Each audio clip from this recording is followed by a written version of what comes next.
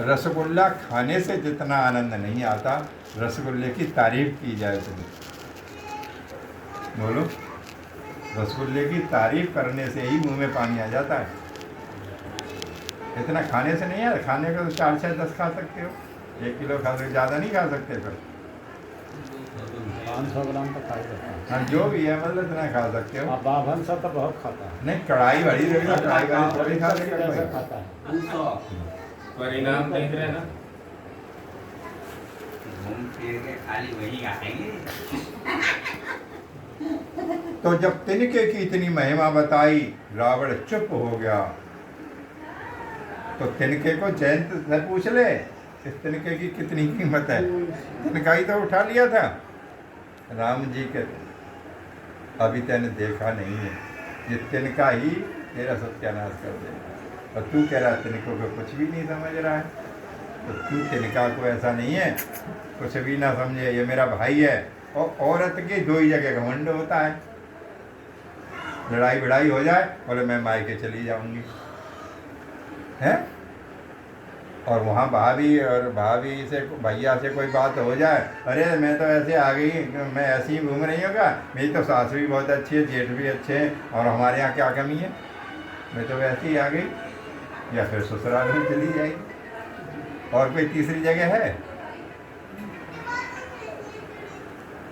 सीता जी कहती है ससुराल तो है नहीं मेरी यहाँ, मेरा भाई तो है, और जहाँ भाई भाभी होंगे वहाँ क्या होगा, मायका हो जाएगा। तो सीता जी में इतनी बोलने की शक्ति भी आ गई, और तिनके की महिमा बताई। जब भाई साथ में होगा तो बताइए बहन को कितना सामर्थ्य मिलेगी। इसलिए रावण से बात करने की बात की, और तिनके की कीमत, तिनके पे दृष्टि आ रही, मेरा भाई है, तू मेरा कुछ भी नहीं लगता, तू तो दुष्ट है, इसलिए नहीं। अब मैं अच्छी दृष्टि डालूंगी तो मरेगा कैसे, और समझाऊंगी तो मानेगा नहीं। चलो मैं बचा भी दूं, और तू ये गलत काम छोड़ दे तो तू मानने वाला नहीं है, इसलिए मैं शुभ दृष्टि तेरे ऊपर नहीं डाल सकती। इतने दिन रहने पर भी सीधी आंख से रावण को। और ये याद रखो, सीधी आंख का मतलब है भगवान की नज़र टेढ़ी होना। हम धागा बांधते हैं किसी को, बहुत से आलजिल्लो साइड में बैठे हैं, अरे आप ब्राह्मण की निगाह टेढ़ी हो गई, सत्यानाश हो जाएगा, फायदा क्या, उठ के आता है। और भगवान की भी टेढ़ी निगाह हो गई तो बताइए कोई बचा लेगा? दुर्योधन पे टेढ़ी निगाह तो पड़ी थी। इतने दिन रही, लेकिन सीधी निगाह रावण पर नहीं, तो रावण बच जाता। तिनके की महिमा तृणधरोट कहत वेदेही, सुमेरे अवधपत परम स्नेही। और अपने पति का भी, ससुराल का भी बढ़िया बल हो, और मायके का भी बढ़िया बल हो, वो औरत कितनी सुखी होती है।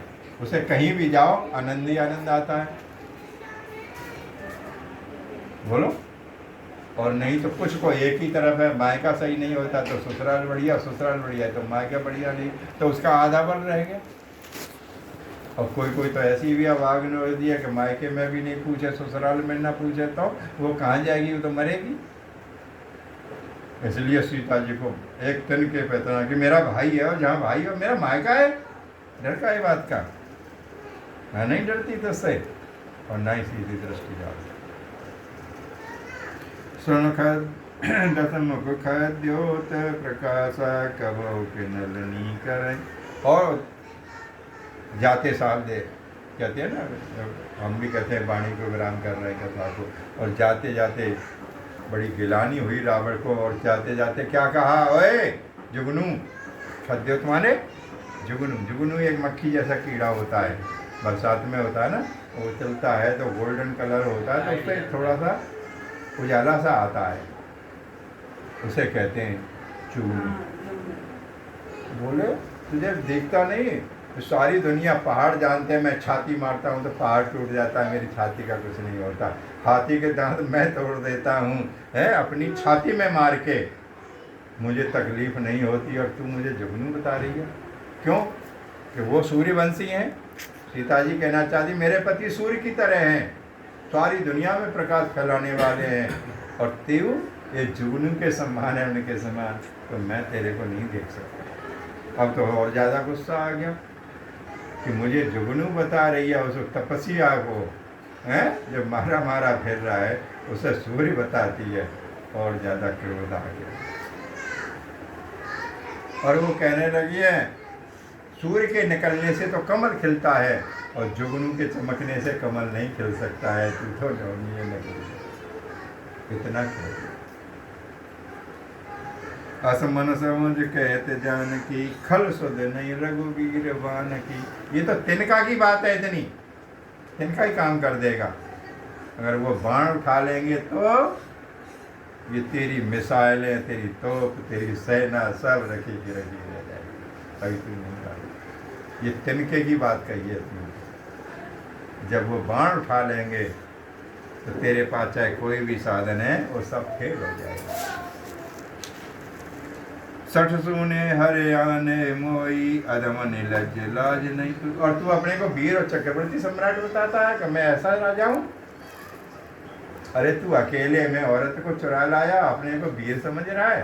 चोरी करने वाले को वीर कह सकता है कोई? बोलो, गधा इतना वजन ढोता है उसे कोई वीर पुरुष कहता है?